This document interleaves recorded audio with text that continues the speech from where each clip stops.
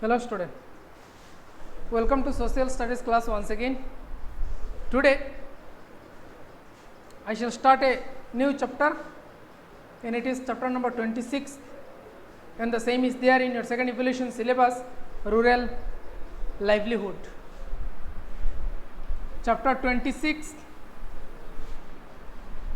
rural livelihood. Now in this chapter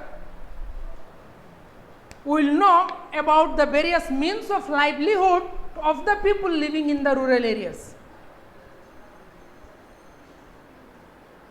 and people do different jobs to earn their living, or people do the different works to earn their bread and butter, and whether people are living in the rural areas or the urban areas, but wherever they are living, they are to work. Every day they are to go for work to earn their daily needs. Now, it is because earning, it is a regular feature, and the doing daily work means the regular source of income, and which is necessary for the people's survival wherever they are living. We often see that the people do the different types of the work or the jobs, and it was after industrialization that mainly in the industrial sector also. So, based on the skill and the efficiency of the people, now the classification of the working people is done, and in the organized sector, in any working place where more than 10 people are working, such sector it is called as organized sector. Organized sector, the people of the organized sector are eligible for medical facilities, provident fund, and many more other facilities are there, and if number of workers are less than 10, it is called as unorganized sector. In the rural areas, so people perform number of activities to earn their living, which includes weaver, potter, farmer, shopkeepers, traders, etc. So people do all this work in the rural areas to earn their living, and now we will see, we will discuss a case study of Vallabhpur. Now Vallabhpur, it is a coastal village in West Bengal, which have a population of around 1000 people. And in the village, in this village, Vallabhpur village, so agriculture is the main occupation of the people, but other than this agriculture, people also do the number of other works, say the weaver, carpenter, blacksmith, potter, kite maker, shopkeeper, washerman, etc. In the Vallabhpur village also, local markets are also there, and where people have many shops selling the different items. And the shops includes the grocery shop, cloth merchant, seeds and the fertilizers, etc.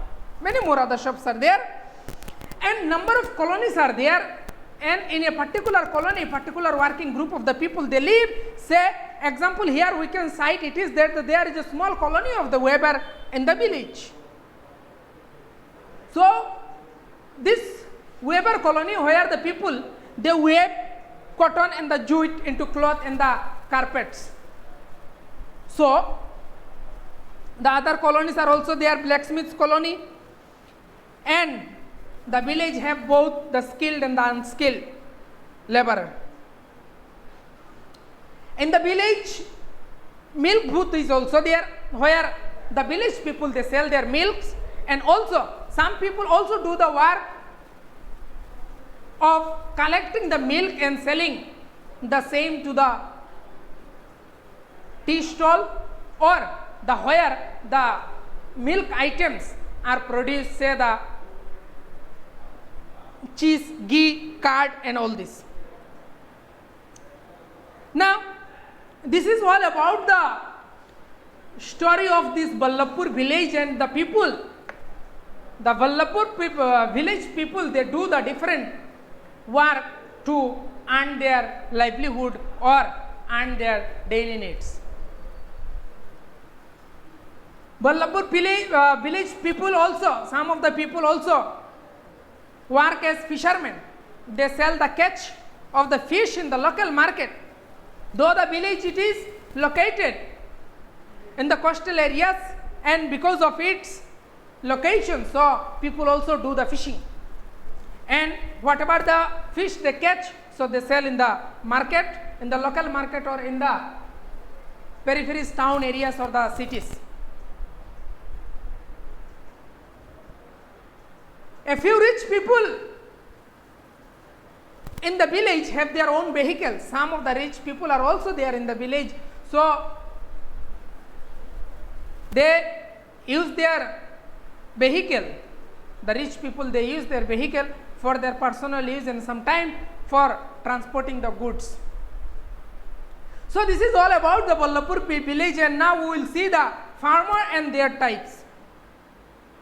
Now, farmers, a large farmer, large,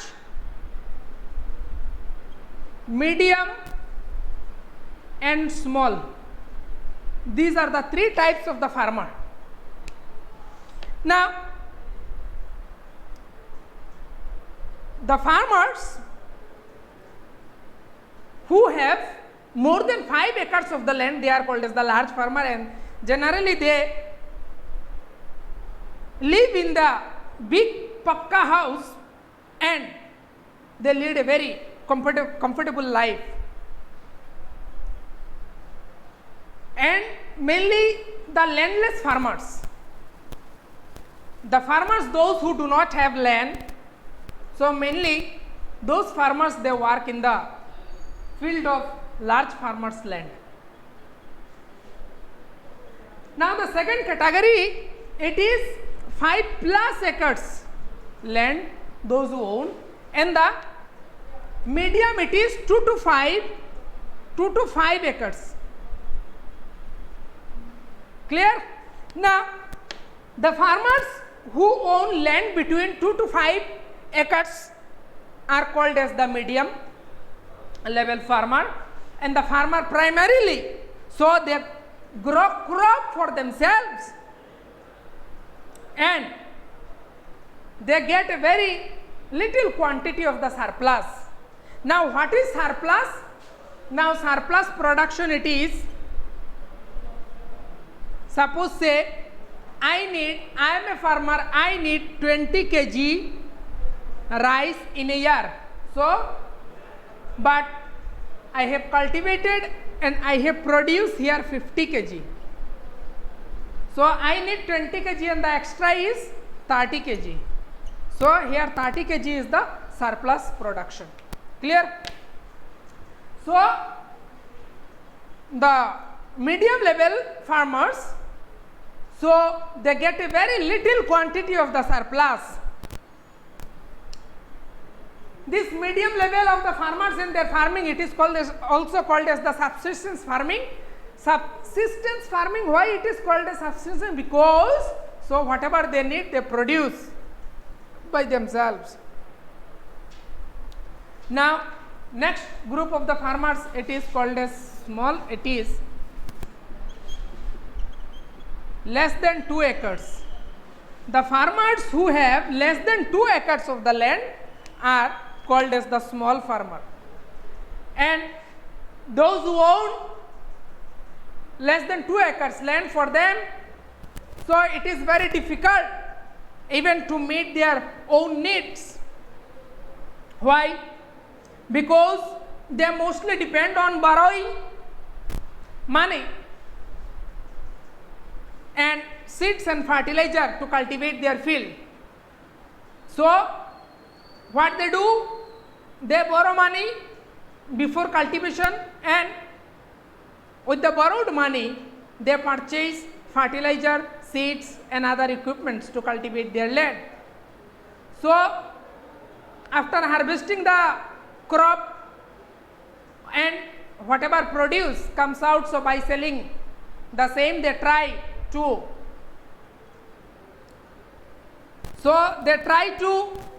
pay back the loan, and as a result at last what happened? So a little quantity remains, and for them whatever little left becomes the basis for their survival, and which only for a few months. Another problem is also there. If the crop fails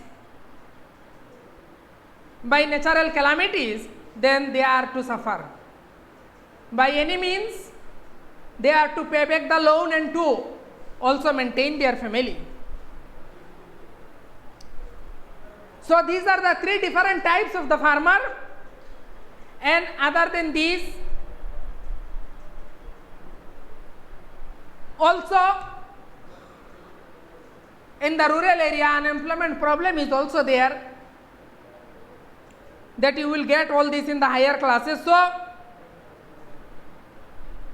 it is very clear by knowing the three different types of the farmers that the income of these three categories are not same. Large farmer, they lead a very comfortable life with huge earning, medium subsistence, whatever they need they produce, and the small farmer, they are to suffer and they are to face the consequences in different time and the seasons and the different phases of their life. The situation of the small farmer, it is very challenging. Why? Because when crop gets failed, so they are also to pay back the loan before cultivation. So they generally do what they do, they take loan to purchase the seeds, fertilizer and the other agricultural equipments. Now here in your book also the three different examples are given. So I am Bansi and I do not have a land of my own. So I do work on the field of Arjun, a large farmer. So here example of the Bansi, it is given where he work on the field of Arjun, and in return daily basis he get the daily wage, it is 80 rupees. Along with him his wife is also work there. So his wife gets rupees 50 for a day. Other than this doing work in the field, so his wife is also look after their children, and their daughter collects the firewoods from the forest for cooking. This poor couple, they cannot send their wives or the children to the government schools. It is very difficult task for them to survive in a very small income.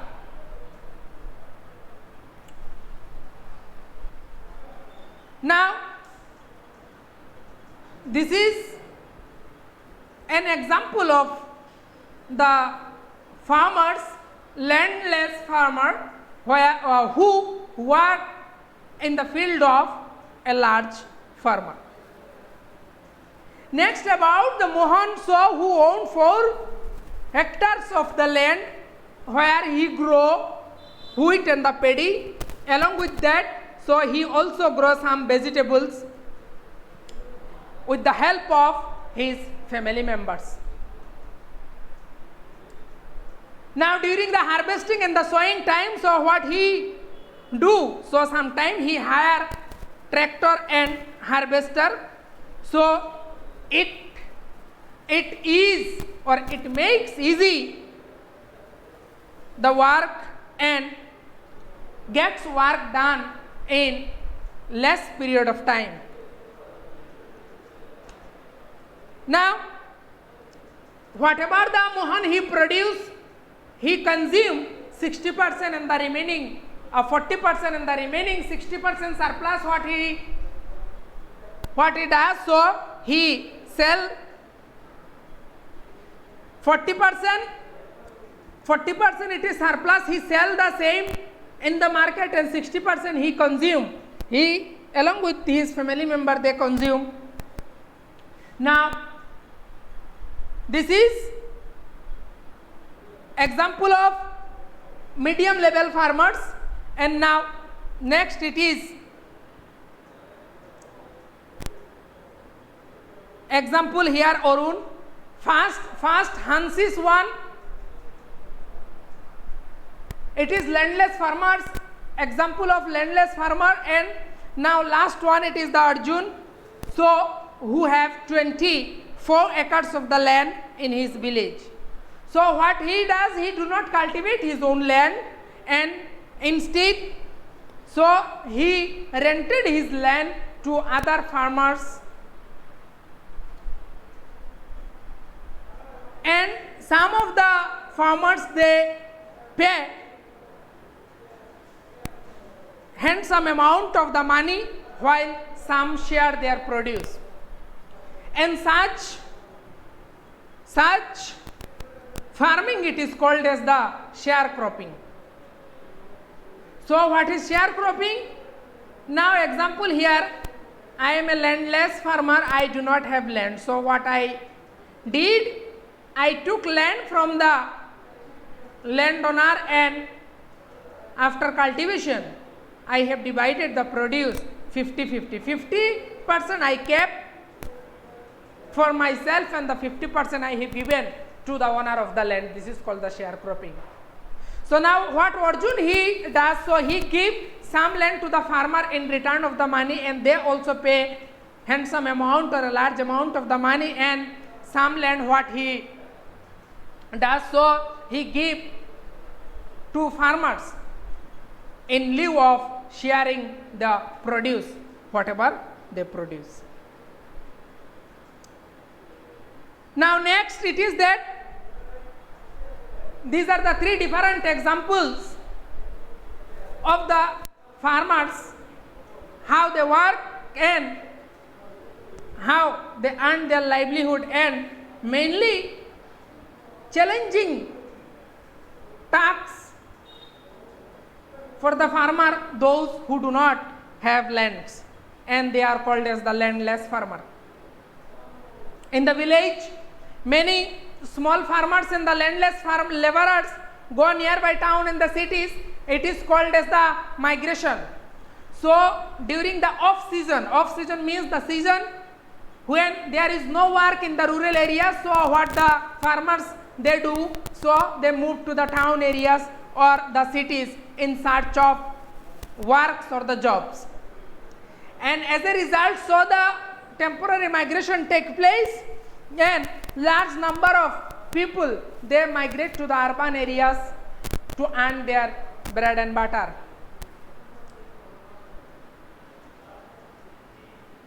About 70% of the village population is comprised of either small farmer or the landless laborer. Small farmers here means the farmers those who have less than 2 acres of the land, and landless means those who do not have the land and generally they do work in others' field.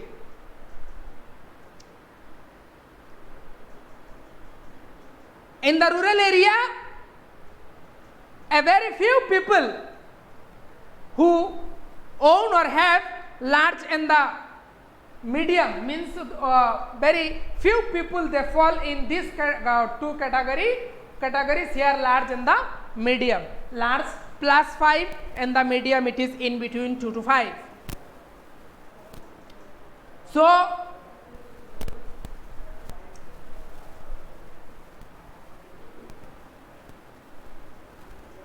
farming it is the main occupation of the people of the village areas, and the many people, the many village people, so they depend upon the collection of the forest, collection from the forest, animal husbandry, fishing, poultry farming, etc. All this also they do in the rural area. And the firewoods also they collect from the forest. Those who live in the rural area, so they knew it very well how the people of the rural area they manage their firewood.